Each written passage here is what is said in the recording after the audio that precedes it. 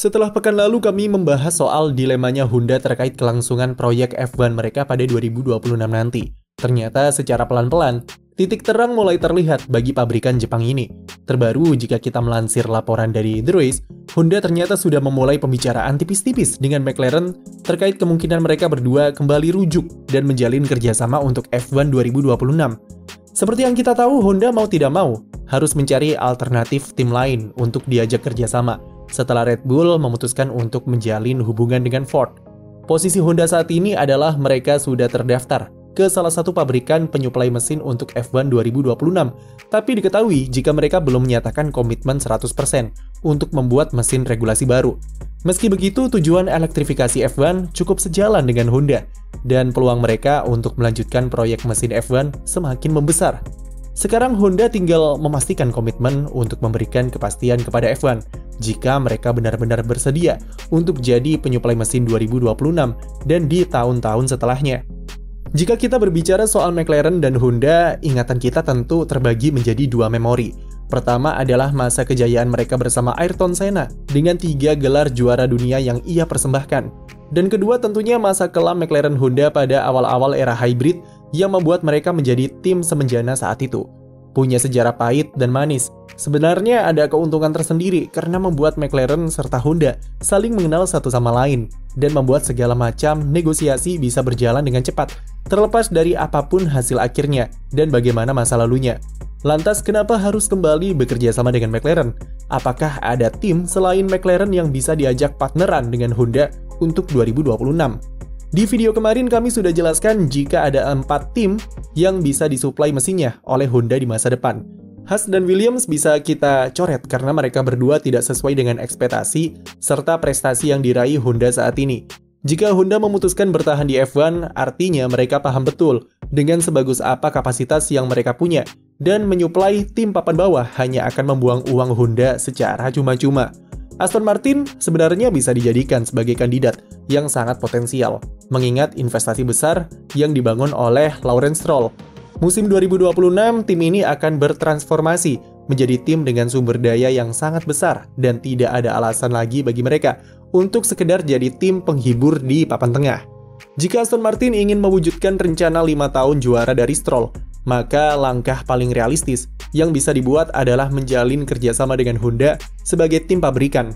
Tapi hal ini pastinya akan sulit atau bahkan mustahil dilakukan karena adanya pengaruh kuat dari Mercedes atau Daimler di Aston Martin.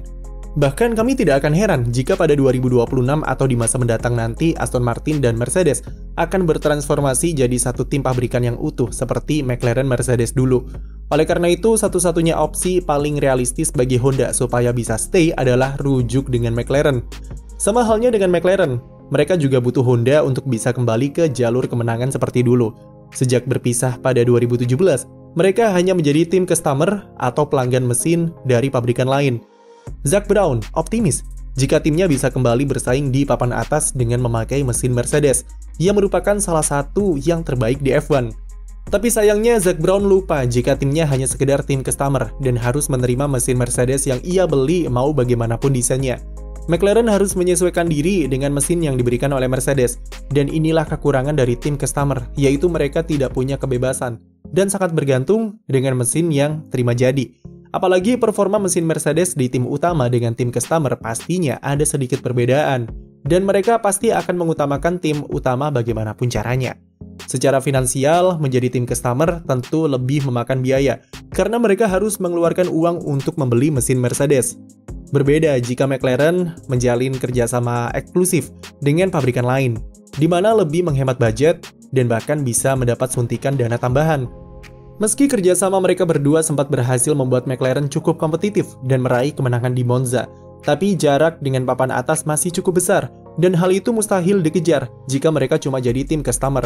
Oleh karena itu, McLaren membutuhkan pabrikan untuk diajak kerjasama di F1 2026 mendatang.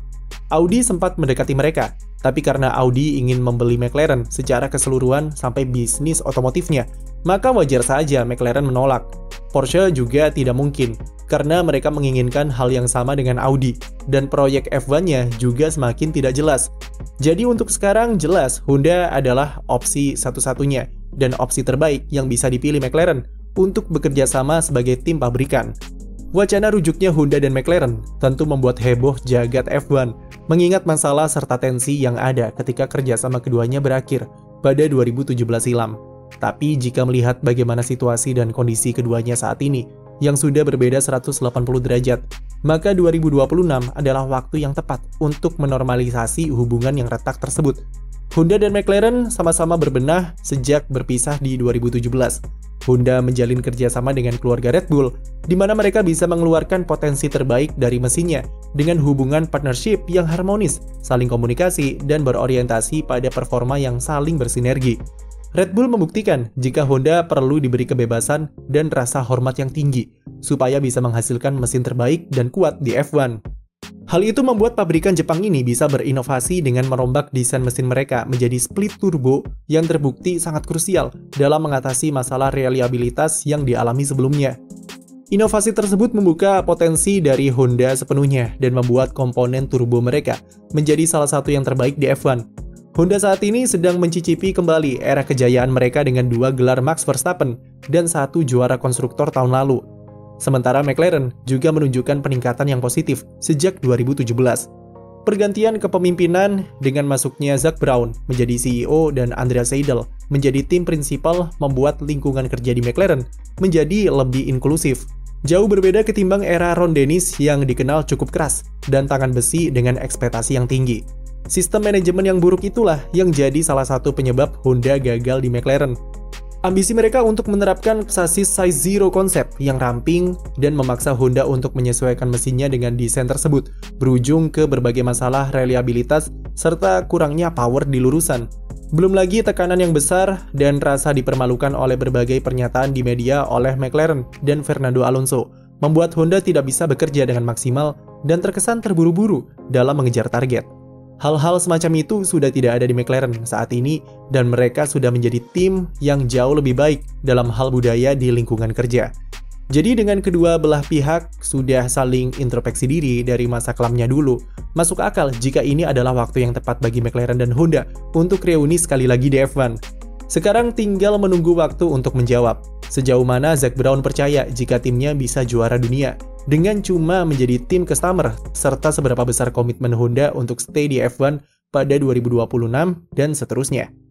Yang jelas keputusan harus diambil secepat mungkin sebelum 2024 supaya bisa memberikan waktu bagi Honda untuk membangun ulang divisi F1 mereka yang tidak sekuat dulu, terutama divisi Eropa yang mayoritas sudah diambil alih oleh Red Bull Powertrain. Sekian video dari kami, jangan lupa beri like dan subscribe untuk konten F1 lainnya.